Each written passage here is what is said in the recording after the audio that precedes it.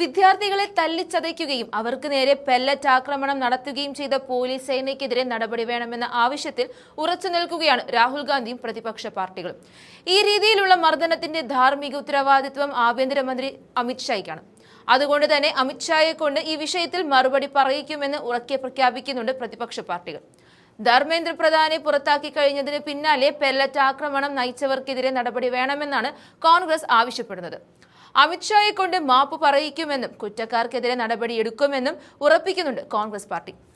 പാർലമെന്റിൽ ഇതോടെ നേർക്കുനേർ പോരാടുകയാണ് അമിത്ഷായും രാഹുൽ ഗാന്ധിയും. രാജ്യസഭയിലെ പ്രതിപക്ഷ നേതാവ് മല്ലികാർജ്ജുൻ ഖർഗെയുടെ ചേംബറിൽ തിങ്കളാഴ്ച ചേർന്ന പ്രതിപക്ഷ നേതാക്കളുടെ യോഗത്തിൽ പാർലമെന്റ് നടപടികൾ സ്തംഭിപ്പിക്കാനും പെല്ലറ്റ് ആക്രമണത്തിൽ ആഭ്യന്തരമന്ത്രിയുടെ നിലപാട് അറിയാനും ഇല്ലാത്തപക്ഷം ചോദിച്ചു വാങ്ങാനും തീരുമാനിച്ചിട്ടുണ്ട്.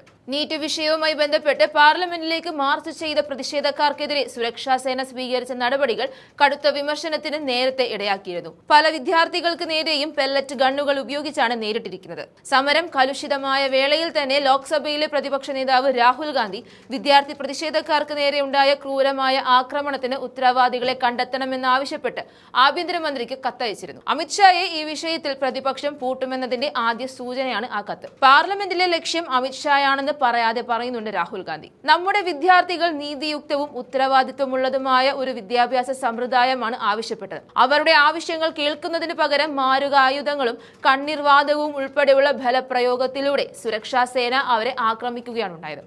ഇത് അംഗീകരിക്കില്ലെന്നും രാജ്യത്തിന്റെ യുവതയെ തല്ലിച്ചതച്ചവർക്കെതിരെ ആഭ്യന്തരമന്ത്രി എന്ന നിലയിൽ താങ്കൾ മറുപടി പറയണമെന്നും രാഹുൽ ആവശ്യപ്പെടുന്നുണ്ട്. ഇക്കഴിഞ്ഞ ഞായറാഴ്ച കോക്രോച്ച് ജനതാ പാർട്ടി പ്രതിഷേധം പിൻവലിച്ചപ്പോഴും പ്രധാനമന്ത്രി നരേന്ദ്രമോദി മാപ്പ് പറയണമെന്നും ഷാ ഉത്തരവാദിത്തം ഏറ്റെടുക്കണമെന്നുമുള്ള പ്രതിപക്ഷത്തിന്റെ രണ്ട് പ്രധാന ആവശ്യങ്ങൾ രാഹുൽ ഗാന്ധി വീണ്ടും ആവർത്തിക്കുന്നുണ്ട്.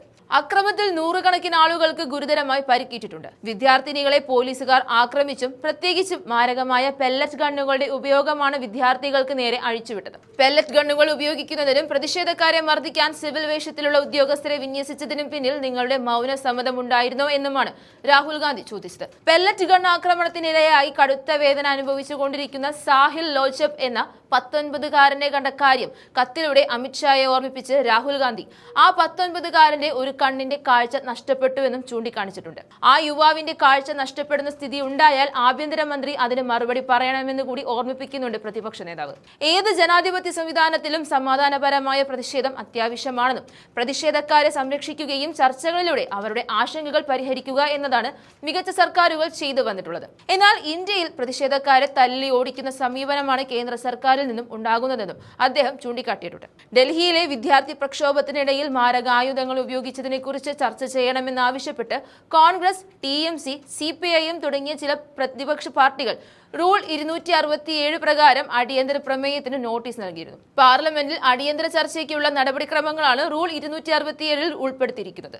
വിദ്യാർത്ഥികളുടെ 3 ആവശ്യങ്ങൾ സർക്കാർ അംഗീകരിക്കണമെന്ന് പ്രതിപക്ഷം വ്യക്തമായി ആവശ്യപ്പെടുന്നുണ്ട്. CJP സമരം പിൻവലിച്ചെങ്കിലും പ്രതിപക്ഷം സർക്കാരിനെതിരെ ഈ പോരാട്ടം തുടരുമെന്നും പ്രധാനമന്ത്രി മാപ്പ് പറയുകയും ആഭ്യന്തരമന്ത്രി പാർലമെന്റിന്റെ ചോദ്യങ്ങൾക്ക് മറുപടി നൽകുകയും വേണമെന്നാണ് പ്രതിപക്ഷം ഒറ്റക്കെട്ടായി ആവശ്യപ്പെടുന്നത്. ജൂലൈ 20-ന് പാർലമെന്റിലേക്ക് നടത്തിയ മാർച്ചിലുണ്ടായ പോലീസ് നടപടിക്കിടെ നിരവധി വിദ്യാർത്ഥികൾക്ക് പരിക്കേറ്റിരുന്നു. 19 വയസ്സുള്ള സാഹിൽ ലോച്ചബിന്റെ ശരീരത്തിന്റെ വലത്തുഭാഗത്ത് പെല്ലറ്റ് ചീളുകൾ കൊണ്ട് പരിക്കേൽക്കുകയും ജന്തർ മന്ദറിലുണ്ടായ പെല്ലറ്റ് തോക്ക് ഉപയോഗിച്ചുള്ള ശാരീരിക ആക്രമണത്തിൽ 28-കാരനായ ഒരു മാധ്യമ പ്രവർത്തകന് സാരമായി പരിക്കേൽക്കുകയും ചെയ്തിട്ടുണ്ട്. അമിത്ഷായെ കൊണ്ട് ഇതിനെല്ലാം മറുപടി പറയിക്കുമെന്ന് കട്ടായം പറയുന്നുണ്ട് രാഹുൽ ഗാന്ധിയും മറ്റ് പ്രതിപക്ഷ പാർട്ടികളും.